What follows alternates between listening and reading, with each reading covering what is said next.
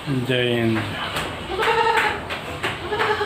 जराइम के बढ़ते हुए गिराव का ताल्लुक सफ़ेद चीनी के इस्तेमाल में इजाफा से भी है। यानी जब से सफ़ेद चीनी का इस्तेमाल बढ़ा है तब से जराइम का गिराव भी बढ़ा है।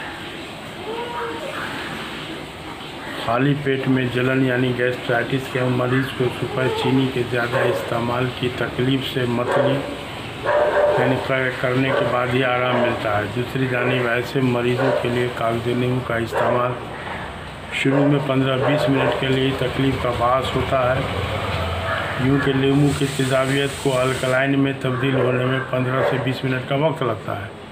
इसी 15-20 मिनट के लिए गैस्ट्राइटिस के मरीज़ को नींबू के इस्तेमाल से भी वक्ती तकलीफ़ यानी पेट में जलन का एहसास होता है। मगर नींबू के इस्तेमाल का सबसे मौजूद तरीका शहद पानी के शरबत के साथ नींबू का इस्तेमाल, वो भी सुबह सवेरे निहार मुँह खाली पेट और असर मगरिब के दरमियान, क्योंकि क़बल ज़ोहर दिन का खाना खाने और ज़ोहर असर के दरमियान मौसम के फलों का इस्तेमाल करने के बाद असर मगरिब के दरमियान में मैदा लगभग खाली होता है। मगर इस तरह की एक बहुत बड़ी हकीकत से अवामुल नास के साथ मालिज लोग भी नावाकिफ़ हैं। इसलिए तो दूध के गैस को असर को ख़त्म करने के लिए सफ़ेद चीनी मिलाकर पीने जैसी जहालत की बात की जाती है, जबकि हकीकत है कि सफ़ेद चीनी मीठी होते हुए भी तेज़ाबी तासीर वाली कैफियत रखती है, जबकि कागज़ी नींबू खट्टा होते हुए भी तेज़ाबी नहीं बल्कि अल्कलाइन वाला तासीर रखता है।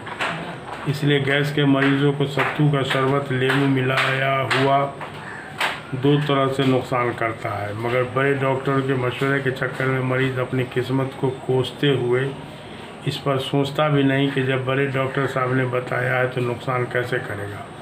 50% मरीज़ इस गलतफहमी में रह जाते हैं। बाकी 50% को सत्तू के इस्तेमाल के नुकसान का एहसास ही नहीं होता। बाकी 50% को सत्तू के इस्तेमाल से गैस्ट्राइटिस में नुकसान का एहसास हो ही जाता है।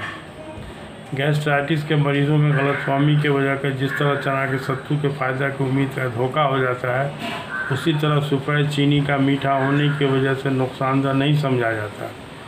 एक सर्वे के मुताबिक सफ़ेद चीनी के खपत यानी इस्तेमाल में जितना इजाफा हुआ है, जराइम यानी क्राइम का गिराव उतना ही तेज़ी से बढ़ा है।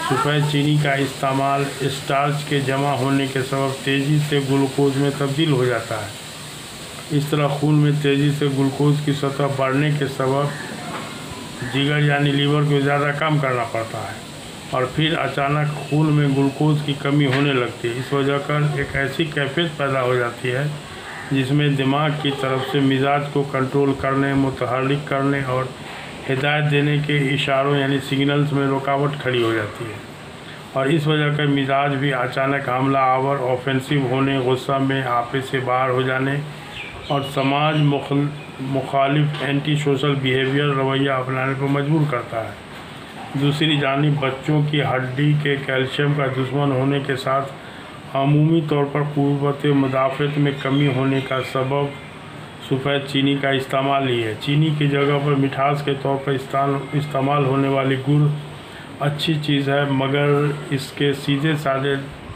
देहाती तरीके से साफ़ सफाई के साथ बनाने की ज़रूरत है, क्योंकि आजकल गुड़ को भी साफ नज़र आने के लिए ख़तरनाक केमिकल का इस्तेमाल किया जाने लगा है।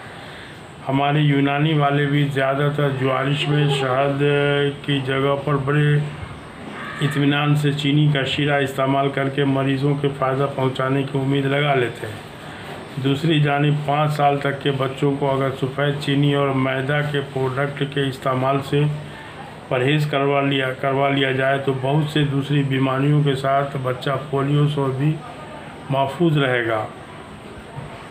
खजूर और खूब पका हुआ केला और मौसमी फलों के ज़रिए बच्चे को ग़िज़ाइयत के साथ साथ मल्टीविटामिन भी मिलेगा, मगर इसके लिए फलों से सर्दी का इल्ज़ाम हटाकर सोचने की ज़रूरत होगी।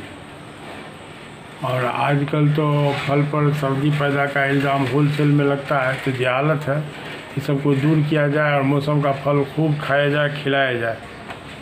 केला भी बहुत फ़ायदेमंद चीज़ है। ठीक है तो